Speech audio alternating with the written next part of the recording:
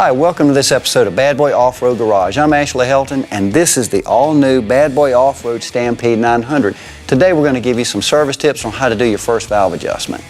In order to do our valve clearance and adjustment, we're going to need a few tools to get started. Let's begin with an inch-pound torque wrench, a feeler gauge set, a micrometer, a 5mm Allen bit and ratchet, T30 bit and ratchet, a 28mm ultra-thin wrench, 10mm socket, a 10mm wrench, and a plastic pry bar. And don't forget your safety gear. Now, in order to get to that valve cover, we have to remove our engine access panel. One of those tips we were promising you is to use a plastic pry bar to remove the rivets. The pry bar is available from most auto parts dealerships.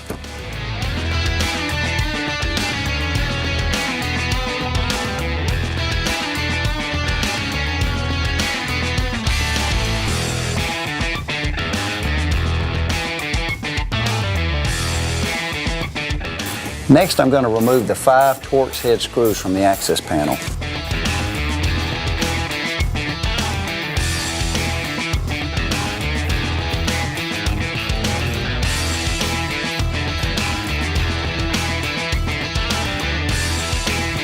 Now that the access panel is off, let's unplug the cam sensor, both coil packs, and remove the coils.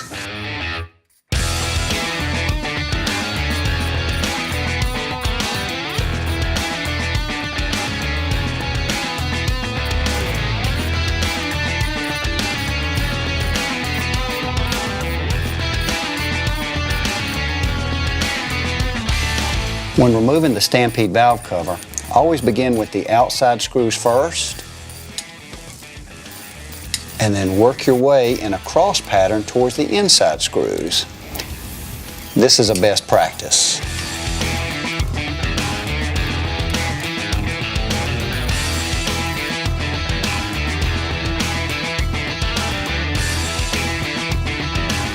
Now that the valve cover is off, go ahead and inspect the gasket and sealing surface for damage. If leakage is evident, go ahead and replace that gasket. This is probably a good time to go ahead and identify sections of the engine. This section here is considered the number 1 cylinder, where the number 1 spark plug is located through this well. It is always closest to the drive clutch. Number 2 cylinder is over here closest to the snout of the crankshaft. We're going to rotate the engine in direction of travel, so that we bring the engine up on top dead center of compression stroke. We can do it 2 ways. We can use the drive clutch and rotate it, or we can use an ultra-thin wrench, and that's the method I'm going to use. To know when you're at top dead center on the compression stroke for number 1 cylinder, look for the line that is scribed on the cam chain sprocket. It should run parallel with the hold down on the top of the head. We have a camshaft removed just for illustration purposes. Here's the line we've been referencing. Also, we want the cam positioned on the base circle of the lobe. This will give us maximum rocker arm clearance when we're making our adjustments.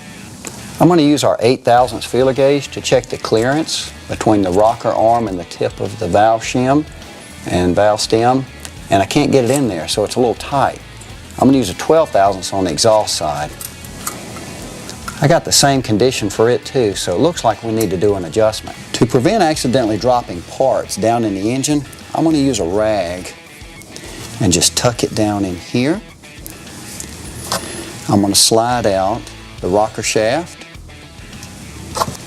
and I'm going to use a sweeping motion to remove the rocker arm to prevent the shims from coming off the end of the valve.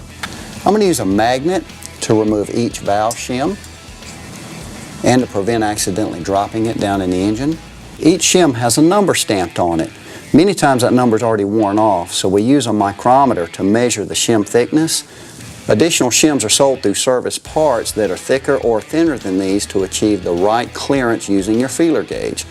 This should be repeated for all of the valves in the engine.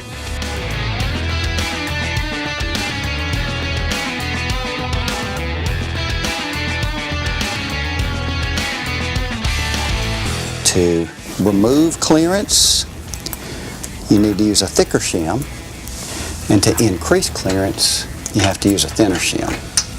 Now that we've checked all of our clearances, got everything in spec, I'm going to go ahead and put the rocker cover back on. Now I'm just going to lightly tighten each of the fasteners, and then I'm going to get out the torque wrench. The torque specification on these fasteners is 8 Newton meters. We're going to then add 2 Newton meters after the final torque. Always remember to use your cross pattern.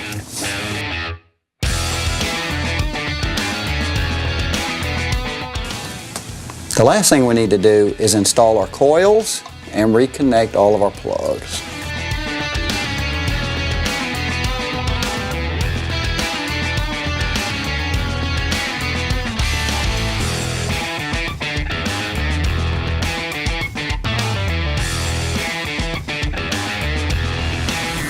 Well, that about wraps us up for today. Don't forget to check us out on YouTube.